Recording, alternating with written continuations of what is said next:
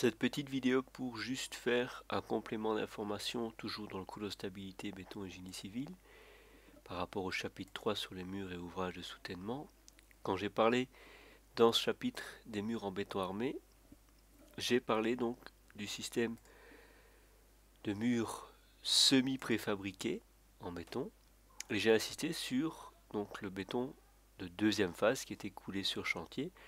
Et dans ces murs en béton semi-préfabriqué, j'ai parlé du bloc coffrant en matière plastique.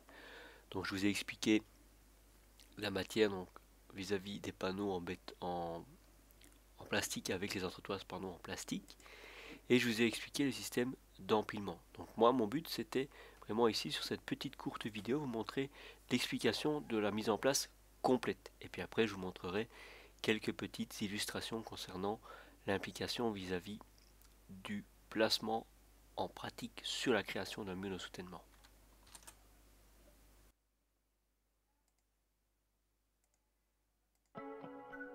Sikabloc est le premier bloc à bancher pliable qui ne pèse que 2,5 kg. C'est un produit modulaire, léger, écologique et économique. De plus, Sikabloc permet de prévenir efficacement les troubles musculo-squelettiques, les TMS, qui représentent 80% des maladies professionnelles en France.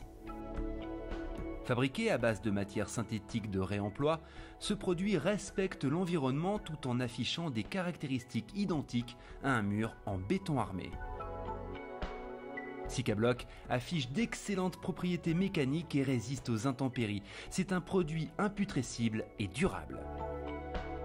Constitué de deux façades reliées par des charnières pliables, Sikabloc est 80% plus léger qu'un bloc à bancher standard, prend 3 fois moins de place au stockage et il est 6 fois plus rapide à poser qu'un mur traditionnel. Les coûts de mise en œuvre du coffrage au mètre carré sont ainsi réduits de 30%.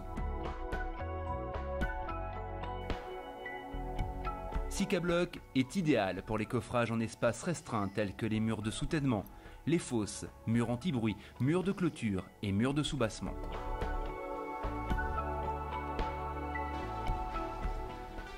Pour monter un mur, rien de plus simple.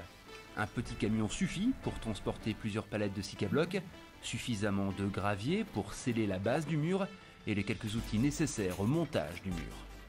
Une palette de Sikabloc ne pèse que 350 kg et permet d'assembler 18 mètres carrés de surface murale. Le point de départ, avant tout assemblage des blocs, est de tracer sur une fondation l'emplacement exact du mur. Un cordon bleu de traçage est utilisé à cet effet. Puis, des trous sont percés tous les 20 cm pour permettre un ferraillage vertical pour l'ancrage du mur. Des tiges d'acier sont insérées dans les trous percés dans la fondation. Ces tiges passent au milieu des blocs entre les charnières.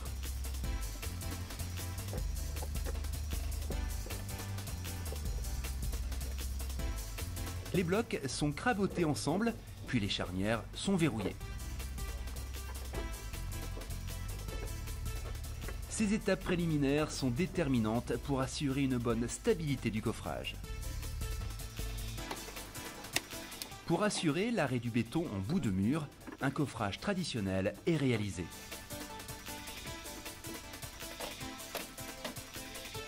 À chaque rangée, un ferraillage horizontal et vertical est réalisé.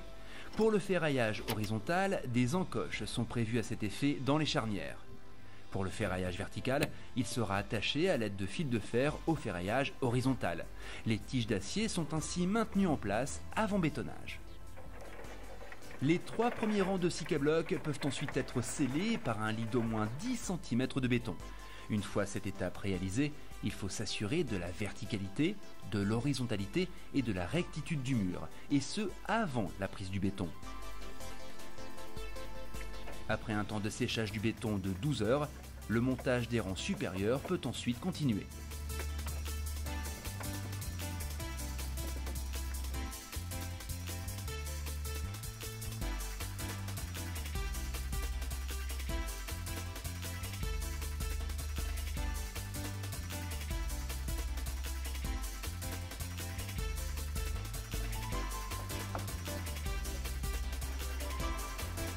Lorsque le mur est monté, Un ouvrier guide le manchon d'une bétonnière pour remplir l'intérieur du mur. Une fois que le béton est sec, le mur possède alors toutes les caractéristiques d'un voile de béton armé de 20 cm. Respectueux de l'environnement, favorisant l'amélioration des conditions de travail du fait de la diminution du poids du matériau apporté, solution économique, peu encombrant lorsqu'il est plié et conditionné sous forme de palette, Sikabloc est un produit innovant, adapté à vos futurs projets de maçonnerie. Pour ce qui s'agit des photos de réalisation en pratique, donc vous le voyez ici sur cette première photo, la semelle étant déjà coulée, semelle de fondation, et on a les armatures qui sont les armatures d'attente, qui attendent simplement le placement de la première rangée. Donc les voici ici, ces blocs posés sur la semelle de fondation, et les armatures d'attente qui reviennent les unes derrière les autres dans les blocs. Donc une fois cela effectué, on place par rapport à la première rangée notre armature longitudinale dans chacune des encoches prévues à cet effet. Vous voyez ici apparaître des cages d'armature pour les colonnes et donc les coffrages propres à l'application des colonnes. Donc vraiment un coffrage typique à cela. Donc voilà le mur qui commence à se construire au fur et à mesure. Donc là on retrouve le cordex et chacune des armatures verticales qui sont les armatures d'attente. Donc voilà ici le mur préétabli où derrière il y a une terre compactée qui a été en remblai effectuée. Donc on revoit ici le bloc par rapport à notre colonne préalable et ici le voile coulé une fois que les blocs ont été posés. Alors voilà ici donc par rapport à des murs un petit peu plus conséquents, donc on voit l'apparition ici des possibilités de créer des ouvertures. Donc ça c'est par exemple pour une maison unifamiliale classique où tous les murs sont construits à l'aide de ce système. Alors si maintenant par rapport à notre mur qui fait une certaine épaisseur, vous voulez adjoindre à cela une épaisseur plus faible mais sur ce mur, donc vous voulez faire en fait une différence d'épaisseur, c'est faisable. Comme vous le voyez, il y a un rajout ici des deux pièces à effectuer et vous revenez dans ce cas-là, y poser là-dessus votre nouveau bloc qui est d'une épaisseur ici moindre que l'épaisseur du bloc en dessous. Donc il y a moyen et c'est faisable de faire dans ce cas une différence d'épaisseur entre nos différents blocs et créer en fait cette différence-là. Donc ça c'est tout à fait faisable.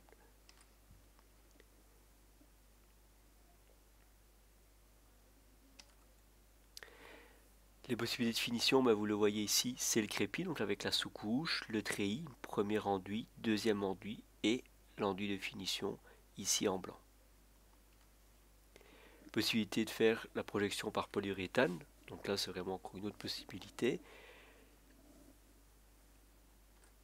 Ou alors de faire le système par mosaïque ou crépi coloré. Donc là c'est vraiment un peu cimentage ou autre, ce qui est faisable ici sur l'application du bloc, toujours avec l'application avant la pose du mortier ou voire même des cimentages ou du crépi, toujours la pose d'un accrocheur sur le voile plastique, puisque forcément comme c'est du plastique ça n'a aucune accroche, donc il faut lui mettre un accrocheur au préalable.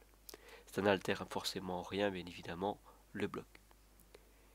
Donc voilà ici la pose d'un premier mur, donc on voit le tracé vis-à-vis du cordex en bleu et les cales par rapport en bois vis-à-vis de notre placement. Donc vous retrouvez ici l'entièreté des cages d'armature et vous avez ici un profilé métallique qui est le profilé par rapport à l'étanchéité que l'on a vis-à-vis du placement de notre bloc et aussi du coulage de notre béton par le futur. Donc voilà ici le mur tel qu'il est monté avec les armatures longitudinales et les verticales qu'on vient placer ensuite les unes derrière les autres. Donc vous voyez que par rapport à l'empilement, le stockage il est très limité. Vous avez vu ici le nombre de blocs que vous avez par rapport à l'espace requis, c'est très faible.